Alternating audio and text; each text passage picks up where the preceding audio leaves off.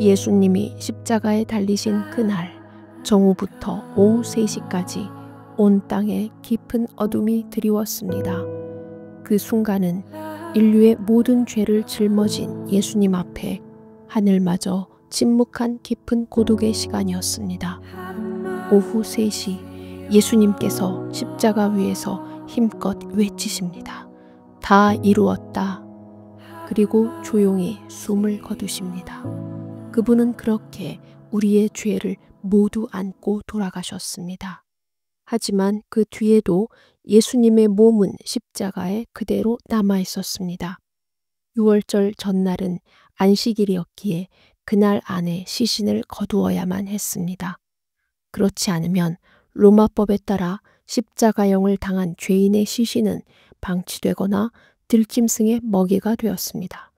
그런 가운데 제자들은 모두 두려움에 숨어 있었지만 한 사람이 용기를 내어 빌라도에게 다가갑니다. 그는 바로 아리마대 요셉입니다. 사내들인의 공회원이자 부자였던 그는 평소에는 유대 지도자들이 두려워 예수님을 몰래 따랐던 인물이었습니다. 하지만 예수님의 죽음 앞에서 그는 결심합니다. 지금 내가 아니면 누가 이분을 위해 무엇을 하겠는가? 그 절박한 사랑이 그를 용기로 이끌었습니다. 그리고 또 한 사람이 함께합니다. 바로 니고데모입니다. 그는 바리새인이며 사내들인의 공회원이자 유대 지도자였습니다. 그는 언젠가 밤에 예수님을 조심스레 찾아가서 랍비여, 당신은 하나님께로부터 오신 분임을 우리가 압니다. 당신이 아니고선 이런 기적들을 행할 수 없으니까요. 그런 니고데모에게 예수님은 말씀하셨습니다. 사람이 거듭나지 아니하면 하나님의 나라를 볼 수 없느니라. 그날 이후 니고데모의 마음속에는 작은 씨앗이 심겨졌고 그는 점점 변해갔습니다. 심지어 사내들인 회의에서 예수님을 변호하기도 했습니다. 우리 율법은 먼저 사람의 말을 듣고 행한 것을 알아본 후에야 심판하지 않습니까? 그리고 마침내 예수님의 장례를 준비하는데 그가 직접 나섭니다.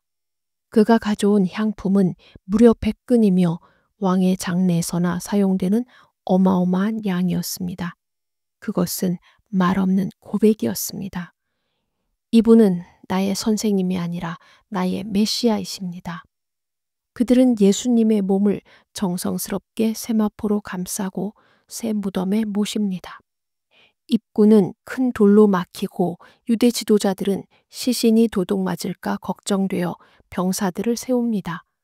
그러나 안식일이 지난 새벽 땅이 크게 흔들리며 천사가 돌을 굴려냅니다. 막달라 마리아와 다른 여인들이 무덤에 이르렀을 때 그곳은 비어 있었습니다. 그분은 살아나셨다. 천사들이 전합니다. 막달라 마리아, 7 귀신으로 고통받던 그녀를 예수님은 치유하셨고 그녀는 예수님을 누구보다도 사랑하며 따랐던 제자였습니다. 그녀는 무덤 앞에서 흐느끼며 울고 있었습니다. 그때 예수님께서 그녀 곁에 서 계셨습니다. 처음엔 동산지기인 줄 알았지만 마리아야. 그 음성을 듣고 그녀는 알아봅니다. 라보니. 그녀가 예수님께 달려가려 하자 예수님은 말씀하십니다.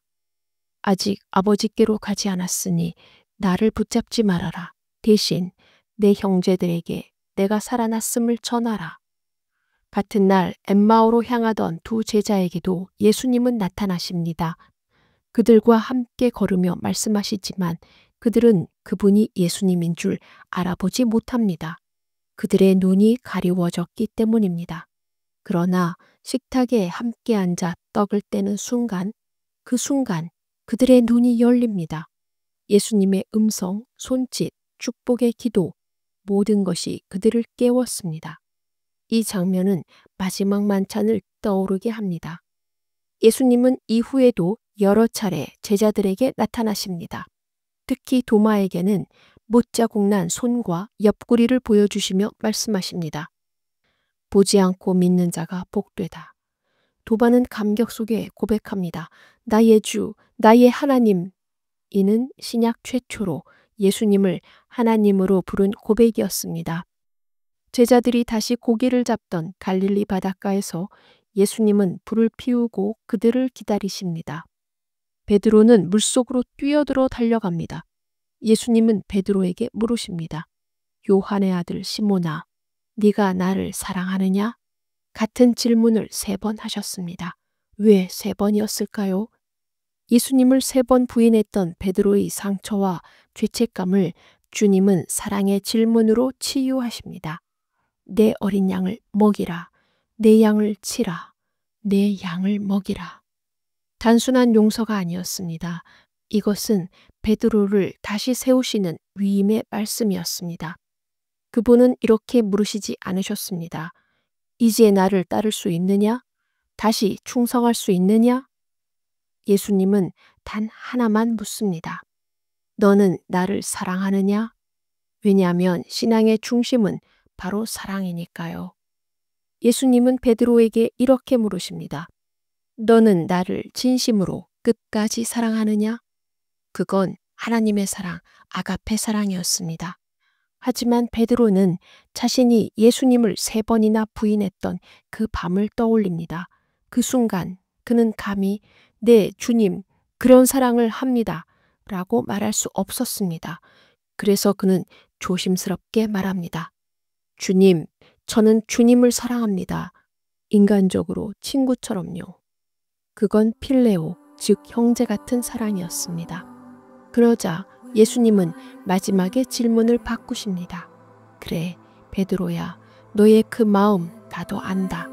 그 사랑도 소중하다. 나는 너를 사랑한다. 예수님은 베드로의 연약함을 꾸짖지 않으셨습니다. 그의 수준에 맞춰 다시 손을 내밀어 주셨습니다. 그것이 예수님의 사랑입니다.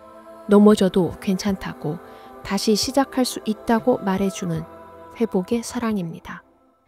예수님은 부활하신 후 40일 동안 하나님 나라를 가르치셨고 마지막으로 제자들 앞에서 하늘로 올라가십니다. 전사들이 말합니다. 너희가 본 그대로 예수님은 다시 오시리라.